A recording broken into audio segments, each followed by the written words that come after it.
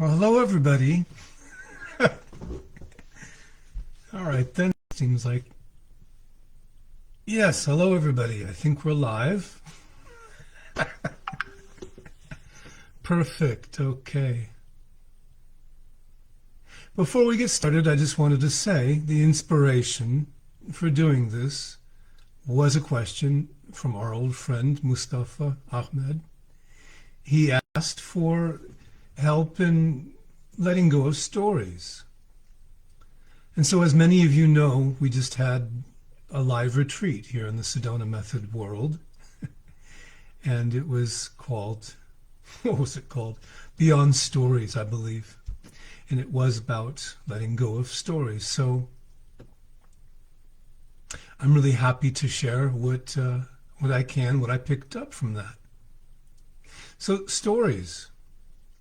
Stories are really the building blocks of the limited self. We start by taking memories and we assemble these memories into narratives. And these narratives point in towards the future. They suggest where this might be going. They make predictions. We use our stories to understand the world around us and our relation to it.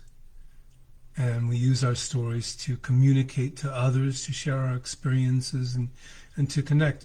So let me start by saying that stories do have value. When we talk about letting go of stories, it doesn't mean that the stories don't have value. But where we get in trouble is when we believe that these stories are true. And that's because these stories end up becoming prisons. And this creates suffering. And you can see this around you if you just have a look. For example, if you know me, you know my stories. Think about old friends that no longer have new stories to tell and just tell the old stories all over again. Think about married couples who no longer want to hear the stories, or in some cases the stories have changed significantly over the years. And it's even possible to be murdered by your persona. I think that's what happened to Hunter S. Thompson, the writer. But the point is that what begins as a project in understanding the world becomes a noose around our neck. At least that's been my experience. By the way, I'm not here to tell you tell you what to believe or think. That's not what this is about as a belief system. Rather, this is an invitation to explore using the Sedona method. And so, if you're ready, I'd like to lead you in a simple process. It requires no further preparation than simply a willingness to participate. And participation begins by finding a place, making yourself comfortable. Now it's time to get that glass of water if you needed it. Make yourself comfortable. And hopefully you won't be disturbed. Don't know how long this will take, but we'll just find out. So, good. So when you're ready,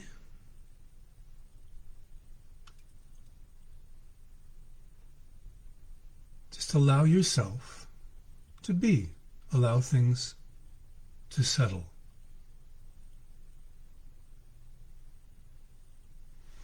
And we're going to begin by simply exploring some of your stories. For example, think about the street that you grew up on. Just allow the images, allow the sounds, the thoughts. Notice what reaction the body might be having in the form of sensation. The street you grew up on, the house you grew up in, your childhood neighborhood. Allow these memories to be here. Take a moment Allow the mind to go through the film. Let it unwind a little bit. Think about being a child, playing, your playmates. Just allow all this to be here, just as best you can. This is only play. Don't take this too seriously. Just notice what comes up. Childhood memories.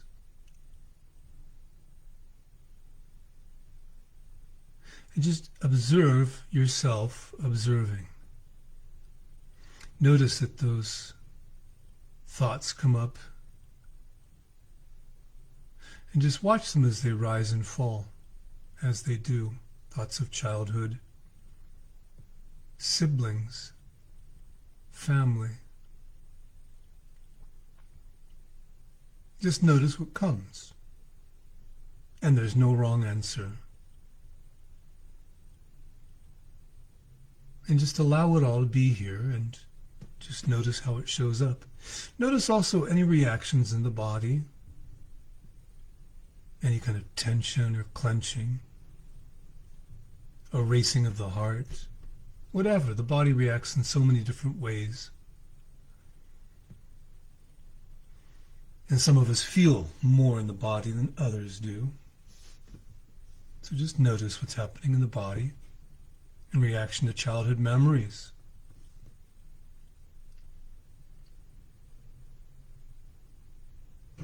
And now,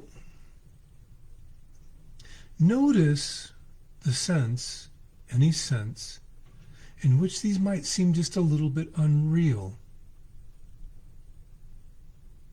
Faded memories, the distant past. Now notice how they seem to be very real and very personal. Notice.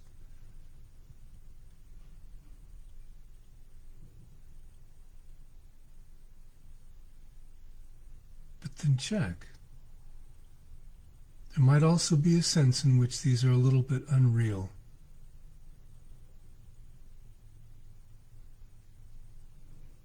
And then check for that sense that these are very, very real memories. So that's the first little step in exploration, because as we work with the opposites, the real, the unreal, we see that both are true. And as we lean towards the first and then towards the second, it helps to loosen a little bit. After all, these are stories constructed of memories. And notice that these memories are not necessarily reliable. Or we may not be 100% sure anymore, because this is the nature of memory.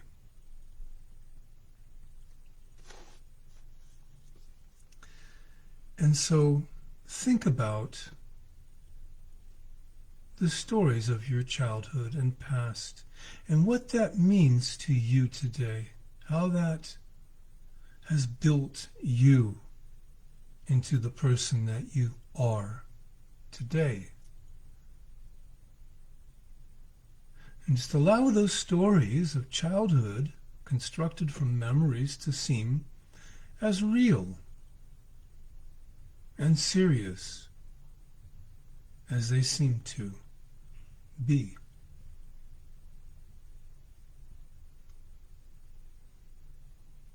But then notice also the sense in which these memories have been in some way artificially strung together into a narrative of me.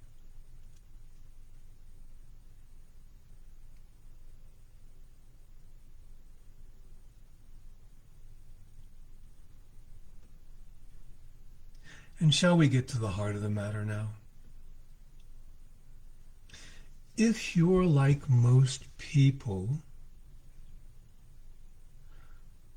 there could just be one story in the center of all stories. a sense in which you are broken, incomplete, flawed, unready, imperfect, unacceptable.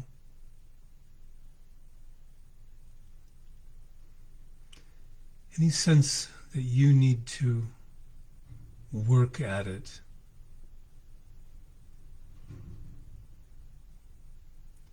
Notice how that feels. Notice what came up. Notice the reaction of the body.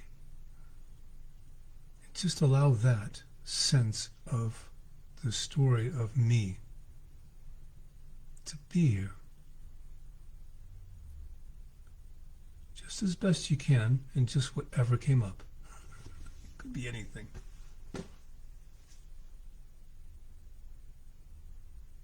And check and see if this is something that you want to change. You want to rewrite the story, delete it, start over, be free of it. Notice any sense in which the story of me, in which you want to change this, hold on to it, push it away.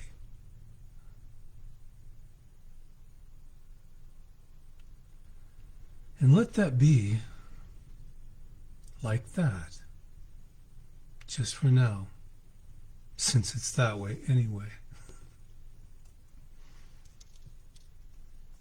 But notice how much you want things to be different, because of course you do. And notice how this feels personal. How could it not? This is the story of me.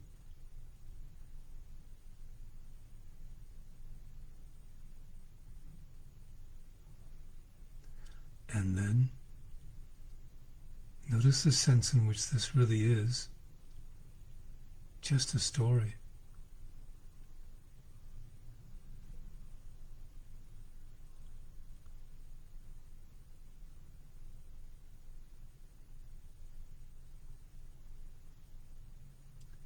Isn't this life for many of us, most of us, all of us? We start off as a blank slate. We start off as pure awareness. And then you become a somebody. But that somebody isn't enough as it is. There's always something further necessary.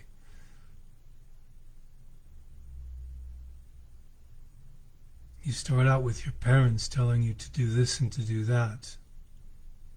And then teachers, other children, bosses. There's always somebody who isn't happy with whatever version you present. And so, we spend our lives making this as interesting a story, as unique, as personal, as special, as individual as we can.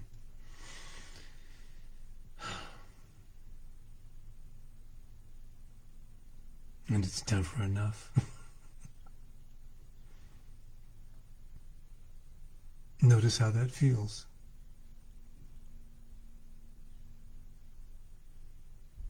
Notice how it feels to believe that you are these stories. This is you. This is the measure and the value of who you are. Notice.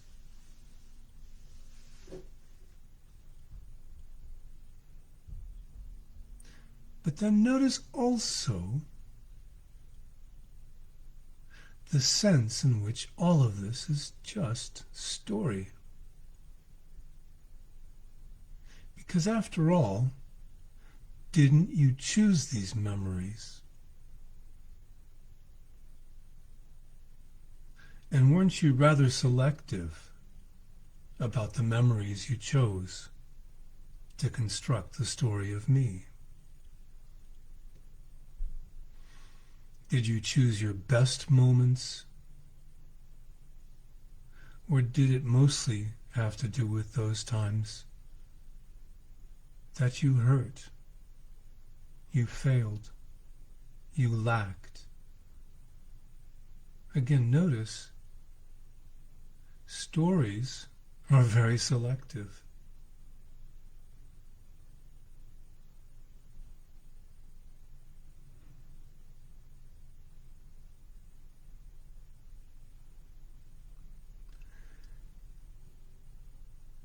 And notice where these stories point, because that's the other function, right?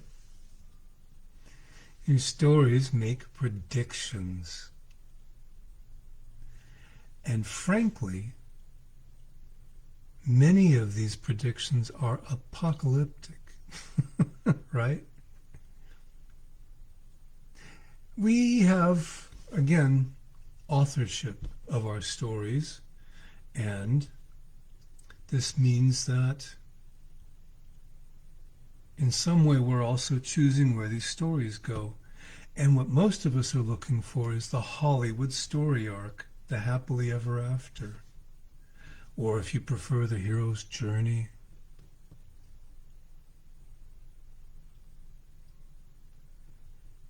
But having a story means that the ending isn't ever certain. And it could also end up as disaster and tragedy, because that's also a possible story arc. And so, yes, some of us will be the victim, the martyr, the loser.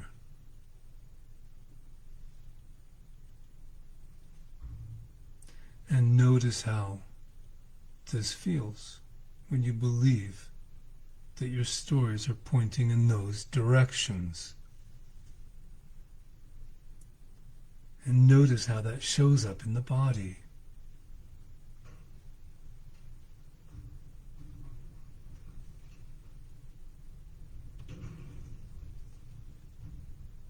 But then notice also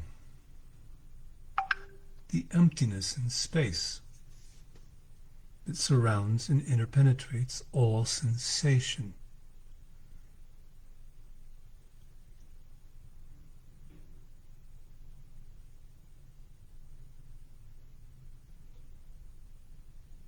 And then when you're ready, notice also still the sensations in the body related to your story, how it seems to point, what it says about you. Notice the body and its reactions.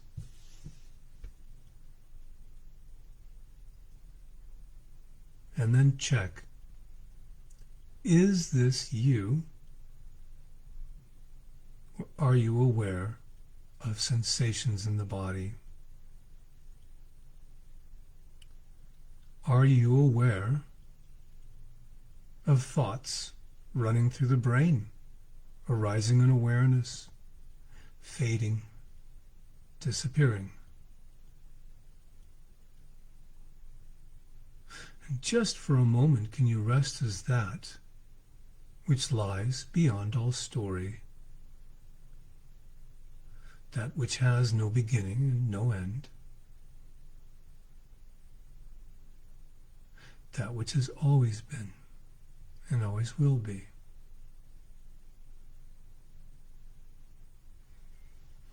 That which you are.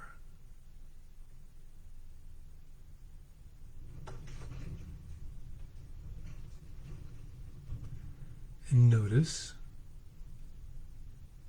the shift in how the body responds, reacts.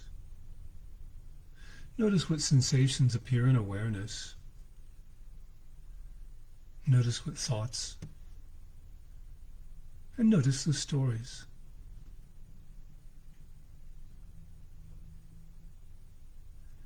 Is any of that you,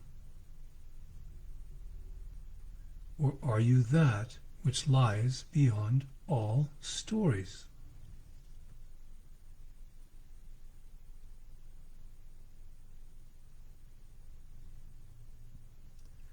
And allow yourself to rest as that.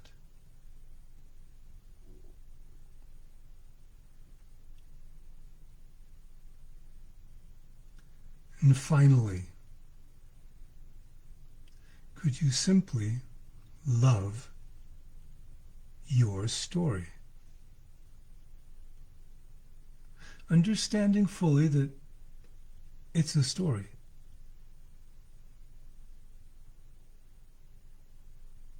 Simply hold it in your heart with gratitude, just as best you can, and just for now.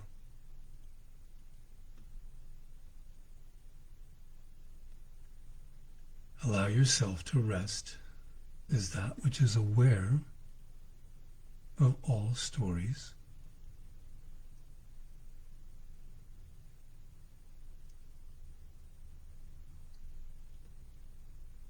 And allow love. Simply hold your story in your heart with love and allow it to be what it is. A lovely story.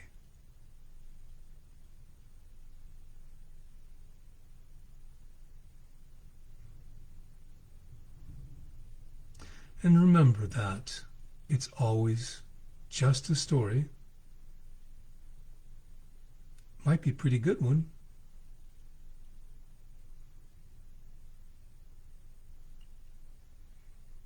It might feel like you.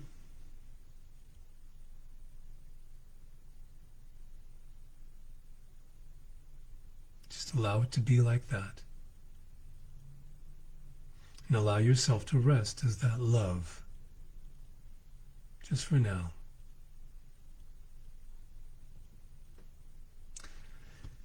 And that feels like a good place to end this.